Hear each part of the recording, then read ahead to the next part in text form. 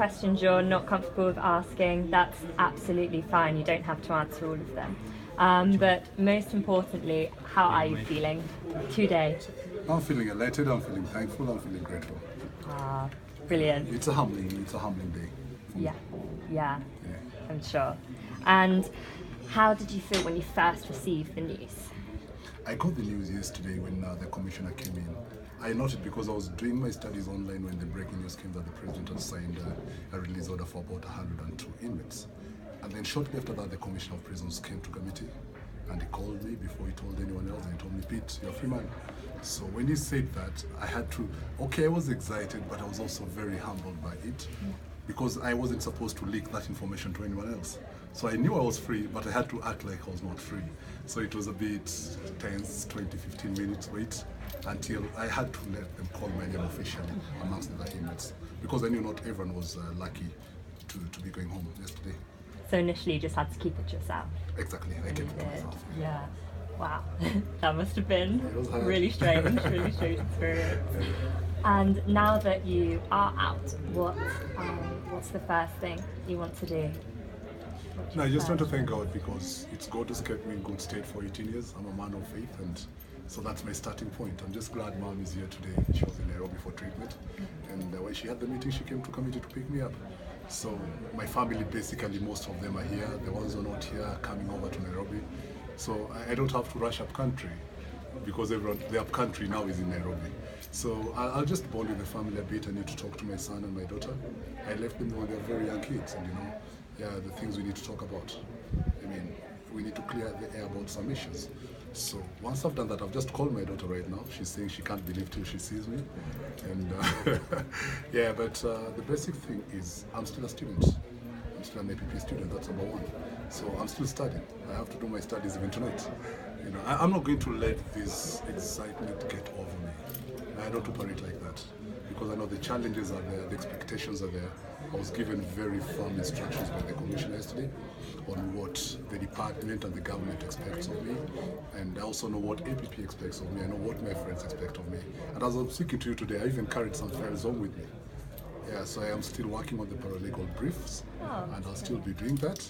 I've given my undertaking, that's my commitment. That's the least I can do. The only good thing is now that I have many lawyer friends out there, I want to bring them on board. I want to see how they can come and assist John and Jambi and the team of us who will be helping with that paralegalism so that we take it to the next level. So you want to carry on your commitment to APP? That's a lifelong commitment unless APP is not there. Oh, amazing. So you've made a huge impact whilst you've been in prison, which is amazing. And how long have you actually been in prison for? I've been in prison for 18 years. 18 years. 18 years has been a long time. The impact is only the people who measure it, the evaluators who can talk about it. I'm very modest in my assessment. I just feel I do what I need to do and how I have to do it. So I just do what comes my way, what I'm instructed to do. Sometimes I play truant a bit, but I try to make up for lost time. Yeah, definitely. Well, I think as you definitely have. And could you tell us quickly a bit about your experiences on death row? Death row, when I went to prison, was crazy. But as time moved on, 2 or 3 moving forward, the Kenyan death row experience changed. Yeah. Because they had a paradigm shift. The prisons department had a paradigm shift from punishment to correction and rehab. And now they're doing empowerment. What APP is doing now is empowering guys, not rehabilitation. It's only empowering guys who are already rehabilitated. So that when they walk out like Pete today, I mean, I don't have to sleep hungry. I can apply for a job as a paralegal and earn some money from APP. Because I have the qualifications, if John approves of it, But I'm just putting that on a light note. The basic thing is that prison has changed. The open door policy that has allowed APP to walk in. I met Alexander when he was a 19-year-old boy, and he was from school, a very young guy, but he was very passionate about guys on death row. And he always reached out to us, and I didn't know the vision he had, the dream he had, could grow to what APP has grown into now. And I think a year later, that's when I started my crime support organization. I've just been walking in his steps. He's younger than me, but he's my mentor, so I walk in his steps, and he's a great guy, I believe. The vision he has for the Kenyan prisons, the Kenyan inmates, the Kenyan prison service, it's a game changer. I was telling some people today, one department I can talk about that has measurable impact without a fear of contradictions in the prisons department. Because I've seen where it's come from, I've seen we had torture. Right now as I'm walking out, there's no torture. You know, you would see inmates, you walk to committee every day, so you would tell us if there was torture there. I mean, we've had that issue about prisons being punishment cells, death chambers, stuff like that. That is not in committee. So the prisons department, they had the mental shift, they had the psychological shift, and the prisoners also worked with them.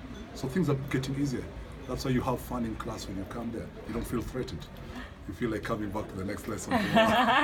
Exactly, yeah, I think it's evolved so much, yeah, and obviously still has some way to go, which I'm sure you'll be a part of. Exactly. And so I think there'll be a lot of people that are really interested in speaking to you, a lot of organisations as well.